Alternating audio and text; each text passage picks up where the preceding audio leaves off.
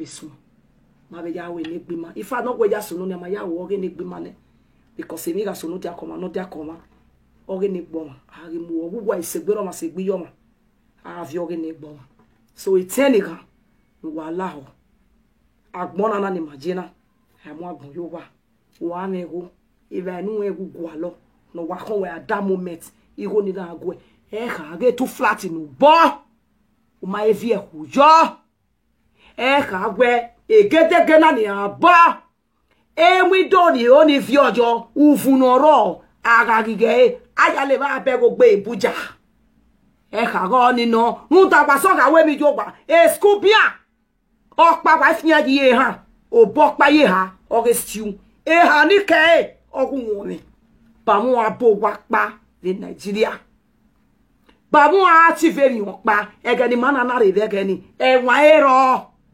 oni o efe na fe wo kan efere ewan marerere ege ne jena agbon ya be fin o ni uga won mo ne uye moto ni age sofa una won mo una ujo moto ni age sofa the best education ye no more keteke do we bo be Nigeria mo no we be we bo na do won mo be Nigeria mana ni won mo be Nigeria na ni ma have first met be Nigeria good and fine we live to life me je na ni agbe fa me live one Nigeria and Europe because won mo wa but una ga wa no be je we bo be no mara be ye Nigeria my dear the best training be mo no be we bo na ri ne the best training no ka keri no mo no be u ga me go e ku ari ke service account pa no akokeyo e ka wa ya beto flat je evonuje evoni weje because e mo na be we bo na unyimi ya oye na unyimi epo eyan ni iyan nyunyi me edake me de gbogbo bi me ti gbe no bi me no pe ba na egbe no kian me ata many away you go to Nigeria or I don't think I will go that Nigeria if you are sick they want to give you drip. They go and face drip on your leg. Because where they come in amune. Or my video making come back where no problem, you go and stay in Nigeria, no you stay. Joe. Never be in Nigeria. A life in Nigeria, you be like eh. Or we are one if you be a weapon. Yes, I think you got the stress. Or get up by your in. Yes, about one. I want your wife again, no home in our mammy. Eruni nano no se no se menege so sisi wa tota in Nigeria stay in Nigeria as far we suffer eri life in ideology when you are in Rome you behave as a Roman wa the way body biele je we no ma biege Nigeria igo de committee asano mo wa ga ikoke wa de wa gbon no mo wa di bata gbon de oda wa kin ari otebe idogbo community wa kin ari otobe Ogogobi community, Wakayari Otobe, Oluku community, Wayari Otobe, Usen village, Wayari Otobe, Oka village, Ivenona, Iquatologi Veno, Isio, Wagaru Lekia, Ijegatiere, e papa atiere, o Toyereva, Yasimene Nevio, Habiak Bedine Notova Magba, Ejarun Doni because Muda. Uma biege Nigeria, Osapa gemi go wrong, Omonubia the wepo, Emego, Omonapia the wepo that. Mene de no you ba me la we bona o sanopa no gi me to se we ni to se we se ni ki o ma gege ni to 7 yo ni to se ra me to se ye me i de Nigeria e mi o be i hre mi ni ari Nigeria ni ya tota agwa ogwogwa ma mo ki o na mo bi e lele gbejo e ogwa ga mo te ke no se ayo wa no da woni me ke pa me no ma ba gbo me le mama suzi igwa to ge deceive ma there is no time ni aja pari Nigeria ni ya aga biscuit ni bibeleka iya ni aja aga biscuit ni bibeleka o vi mega o sanopa no la gogo bujo bitu ano je moja no gba oge mo no fi ome no be gba ku wa ya fe no wo go no ma ya fe ru da ba leru ogi oma o vi mega isun ara biele nesisin ye mari ewebu e je me ya la yin ari ewebu ni ado aje school wa ni ata lojo me ho ya la yin ari ado aje school be manana yin ado ata lojo me ho iya oni abije no kwa grant visa iya dado abije no kwa once 2 years je no kwa ajo to for visit ibe gbegbe so beva ti ni akin agbeda no na le iya je Nigeria na pegbo Sullivan no ye na wo pe fa wa women iya wa we visit me I come back to my base do ta me gbegbe for iya ga mi ke no saloba na che wana na ho ni I know but bore be bare ko e wepo na oye be mase aga gboten aga temata aga gboten aga temata e wepo na oye be mase no matter anything uga egu ma bieje Nigeria la wo ijo sano boa baby nuwe mo ya fefe ya yin anwe eria me o tai sere ko ina won be do ibe be gesta si ba magba community giesi jo la ho evo na je o anase ke dolo evo na weje eba so ga bege bana bata bani o we ija o u no ma be u e bue fata ege na u ga mo be Nigeria is a different case. They're ready to plan in two ways. Plan in Nigeria and plan in Europe. Because we can't be a weapon someone who say be in Nigeria, you know, as you say. But woman be in Nigeria okay la weapon. Ana miege baba bije iere ro mini with tenants. Iere tenants. Owe baba je. Ijo bonoke kenu me baba mo we baba re uri novete baba wa renovate imoto nu we ege baba eti ya kian kiare ono be amu yeje kiwe ya oni aya we kabuka buri go kia udemunia udero ma bi yoma ede ya suse kokoma omori huoma e gete ke we bobe Nigeria e wo kian ari obuku era kian bi obuku e o te nu boy Nigeria era kian ari obuku e yo kian ari obuku ma bi ye Nigeria a be ji ni de we hoguma do be o te ye Nigeria is sanebe no wepo na gweje na okeke gwe na mbone ne hotel da uga itose wese no obu enu bia yema na ge sofa no ga the CEO of a hotel wepo yema na except ubia ye Nigeria wa mo be Nigeria na mo me wepo please every tafia try to work hard, make your child in Africa very comfortable the same way the one you have in abroad comfortable, because agaragbon hana gba ogo na pie hana gba oge gboma aga gune ami no khogwa no ma ete soro o mai lati yin aga gbuna ye property e ma ni ma bie je Nigeria ni ye ma wa amu ebori onwe e de nu beto flat ye na de do sa ba gemi su no na ye gbe ka gbon na go be wepo na e de be de no se ko ma na ya recipe si no da o ba re mortuary o pia wa no we a ho le kenu je mortuary o hwiai o hwioi o hwiai o hwioi yin aga gbuna ye property we igbina wa no aga ota wa lu se property a ke no se ko wa we agwenu la agogo la o e go ti ni no kokon ni no wa muju ni la wa mi wa no ti o wa vi ogima abu pon o gima lo true life story e ma to e da mani o sa lo ba lo la agogo negi ma ko ya ni la ma se kan be silota o wa mi o kan na ma be do kan ni la ma pa kan be silota ge mo gi se atu wa wa ana ya gbadare e o yo to ofo wa wa e ku wa mu mo be wepo na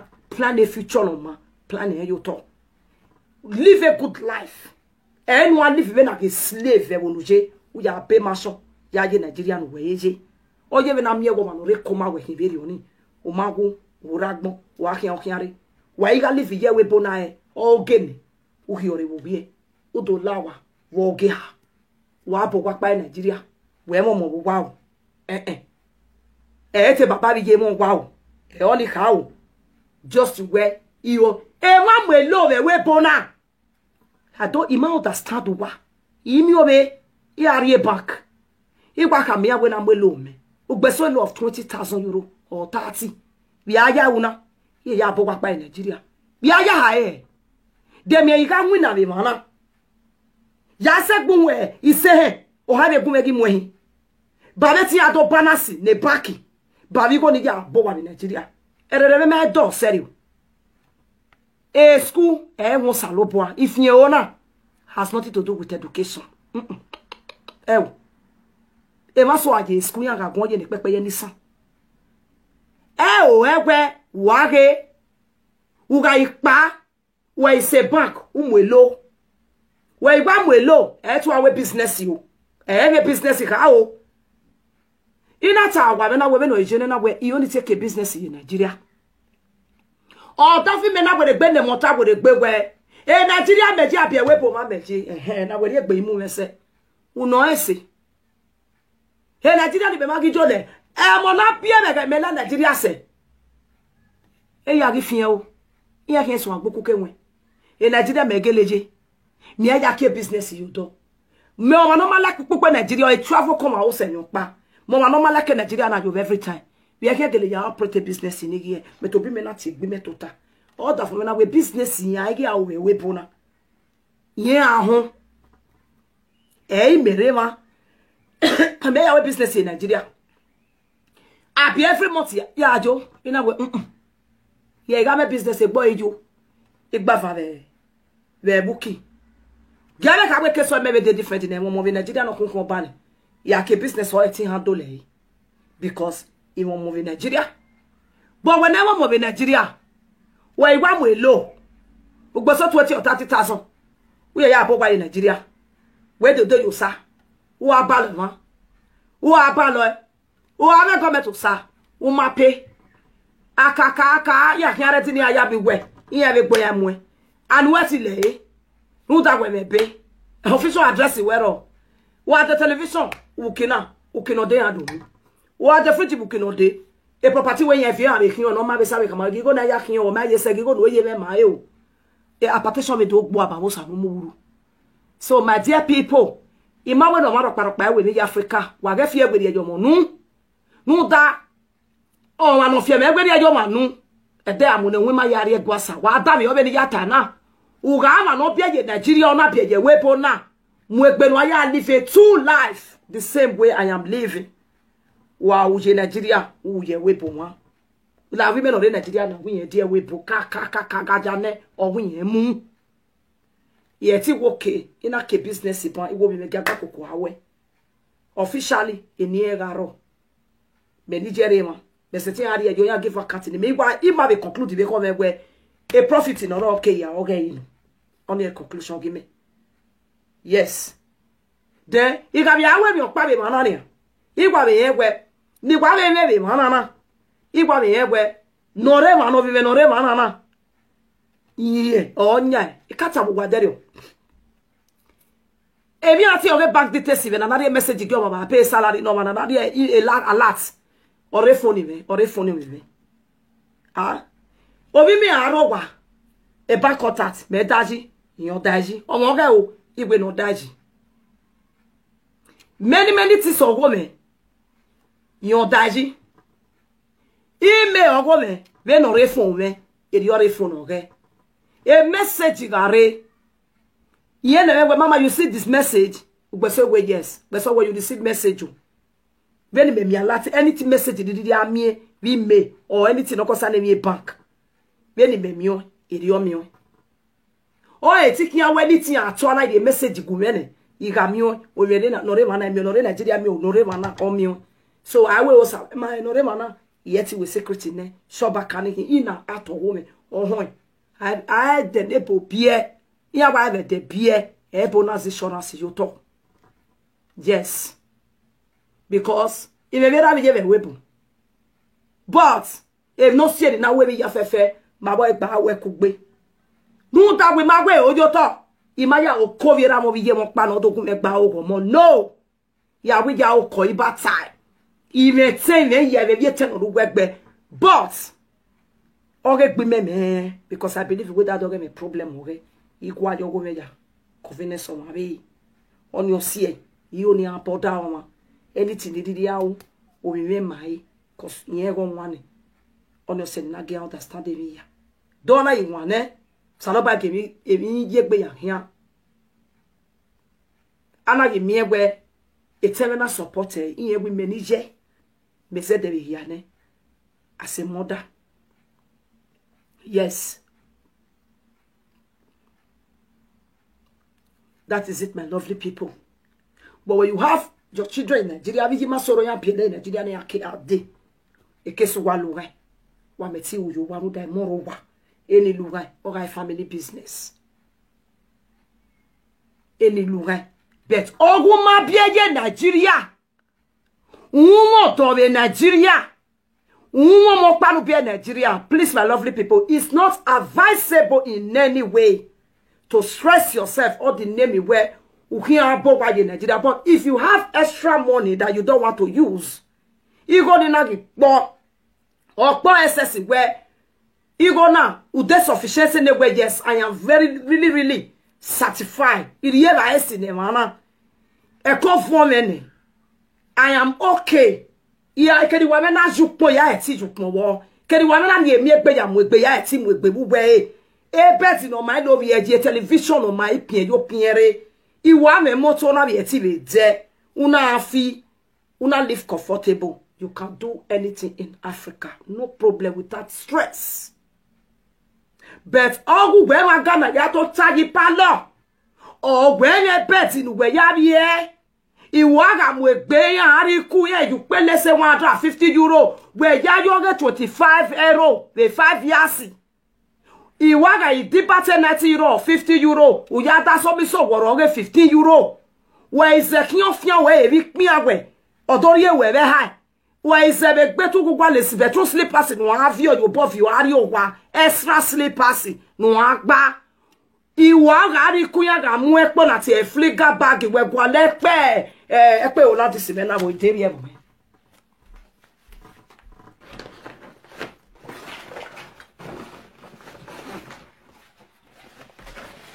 Iwa ga igari e party. Iya ga igari e fliga bag iya mu ejepo we gwa lebepo na. Usi ele le god le me get to the party. Omu ele febe ni anana. Iya iga gbe wele gbe ube gbele liyan eni we iwele we gugbe me maso be Nigeria nene mi en go eru me nene mi opono na be Nigeria it doesn't call for when no suffer you go we are live be na go fe e ma no ejo egugbe iya ga ye ne biere ya ga nene mi ehun ne gbe oho e ane na masu se ya ki ane hu e bi e bo me o me be no ya tu e o bra ehun ni o so bozo we ehun ne control no o ga gbekwa o igwa degile le gbe oko ya le stu egile ni owe ni anana egile ni o wa o nya kwa mi no re seta ni lokologo ni no de kon yi ni o ye ne bi kian o ye no re tan pass ju wakara o wa nya ko gele nya ko be na ga vie o wa nya o igwa gba ko ye gele no hu ara jo wunu emi pe ni o wa fian e mai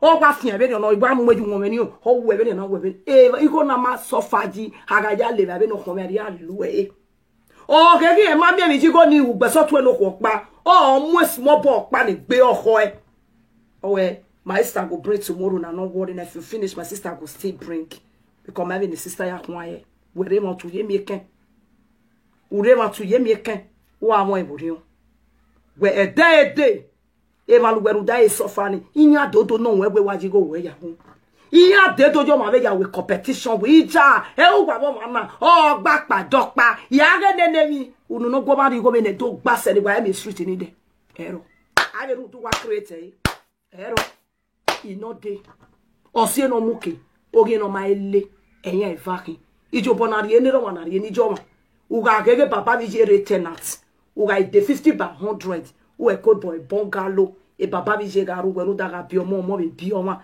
iya gareba igu ba okay igo na riene ro ba bi oma e si o ma ti kien eni ma gbe no ma ge ma akeri ene ro be no roe eni ma gbe no ma ge progress €50 be €100 eni a be ri ese uki agba e gbe da bi ri oni bo ni me ka bu gbe na hina we yi ga live be manana we are be e pa ya bi e pa wa ma ba ti ene ya fian me o abok pa bi Nigeria ne gbe oho be we are live be me mana as a slave mo ya ikutan emi ne gbe me gwa lo e ri ne gbe me ima mi bi ji go me ja wu ana mi gi go po me po ima mi bi ja wu e gwa le so na sigu isigu le gbe me ya emi no je me yu egu no kon me di gbe me i ari eke na hin ebresa i ai se wa na mo kochete ne gbe oko me i ya ke won me na ri ero i ai ri ero ni gbororo ju won i ri toto je de bottom to your side where you sentai mo nyai mo so fayo I wa enjoy gbe me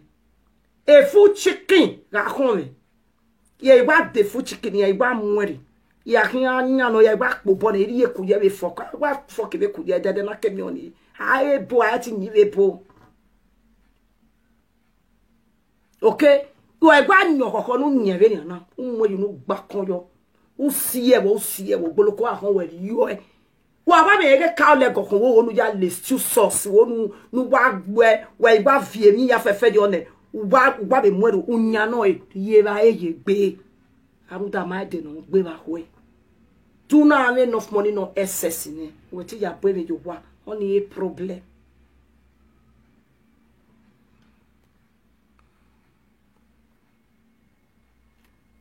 You understand?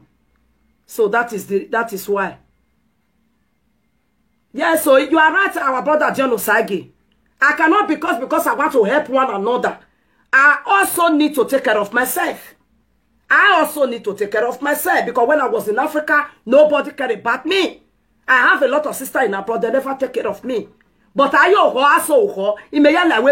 have already touched a lot of life in there, of which is a no matter no rekeni uniki. But making one another, meno wasu say you go me Nigeria must away my brother. Who say no masele weapon not too much be. There is sometimes in the 1 o'clock or 2 o'clock where I see I already would 4 o'clock in the 5 o'clock. I must to pack them with Bing honey. You got the more talking about one another, the bedori upon all they talk away or one upon. I need to take care of myself before I take one another. Yeah, that is the truth. And what's a career? Making a root on them, damn, I take care. Why I take off one another?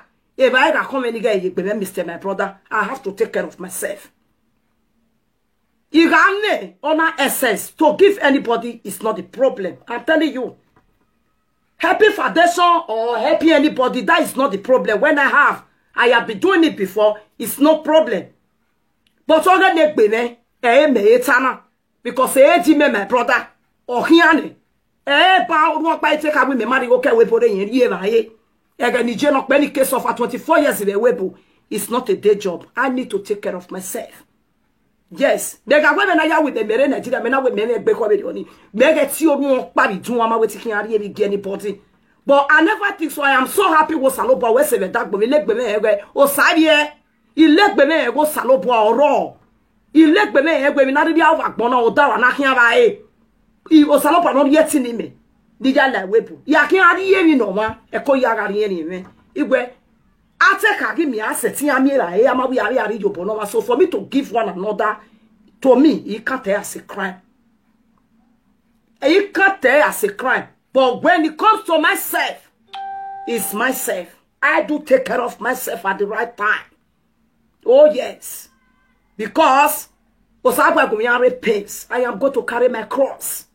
One another they don't carry a cross even. When it's time for me to help, I will help. But when I say, no, I don't want to help, I need to take care of myself, I will take care of myself, my brother. Then the reason you cannot tie,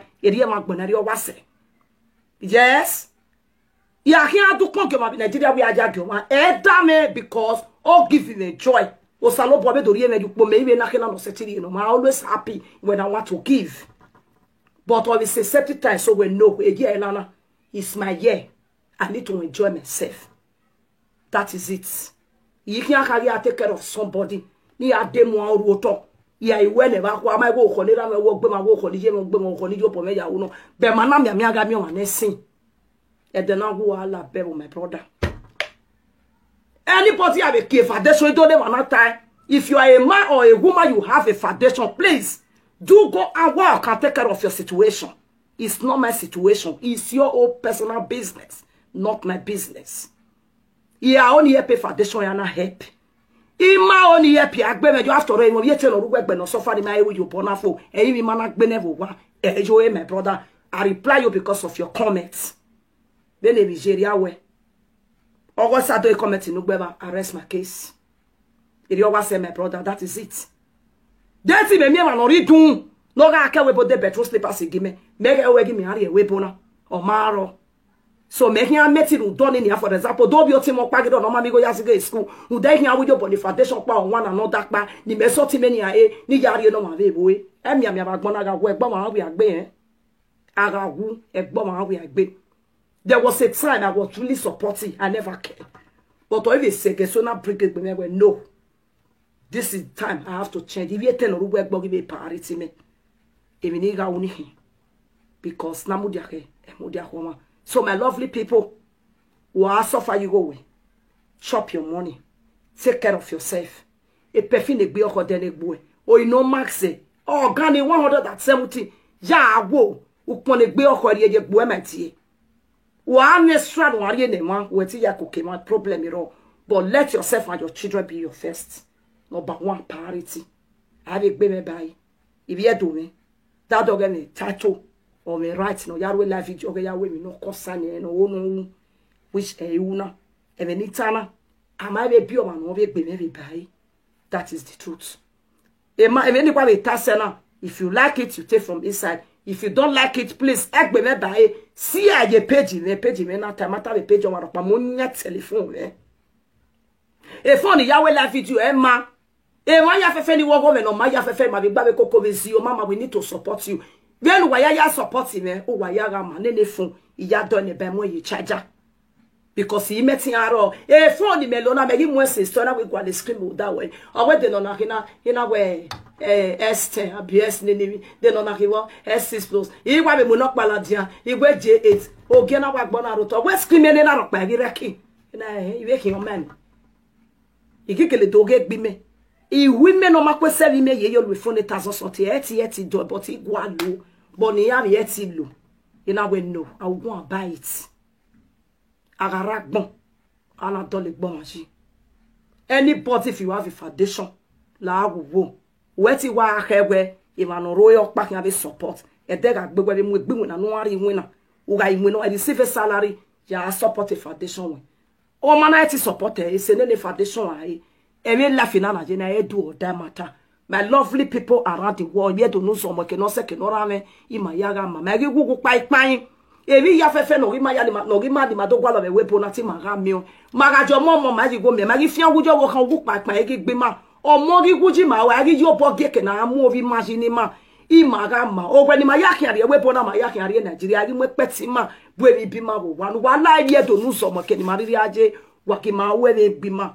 Wakima show a love ego emi ya wagbonana ego emi ya yeti ka wa go money love no show me do mari enu daji me do ye na ne de agbesin ama bi adoka go mari me sanepe no gi ma show a love da gboma wa we mo na le lo makia we mo ma no kono ga won pa keka we mo ti o wa ni o ma nu gele we mo gele jori o gele ya mo we yes o ma nu we mo enu ona ba ya won e fa le lekin ona ba be we mo we fa ni gi we mo ma nu we ne gi e ga o ke mata. Oh, why they can won't have a fee where I want to call it a day. When you say, book, I mean, where can I not tell me certain the mileage where give me understand the water me only got walk me have a good job, but my babo you be walk away. It your what say. Also, where I know when your mammy na guiji, where I will not say when your mammy no na be guiji. One no ma, umane at bomb my job, but Emia mia, mene mama Susie your tie.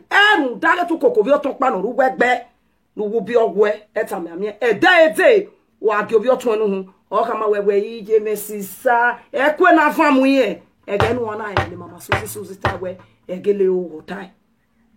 Where me my man what about 76 time or here lay your letter or hey you guga a so a DSC a so a miracle a so a Annabelle a so a guga egbofe daganona asu selele when I'm with bear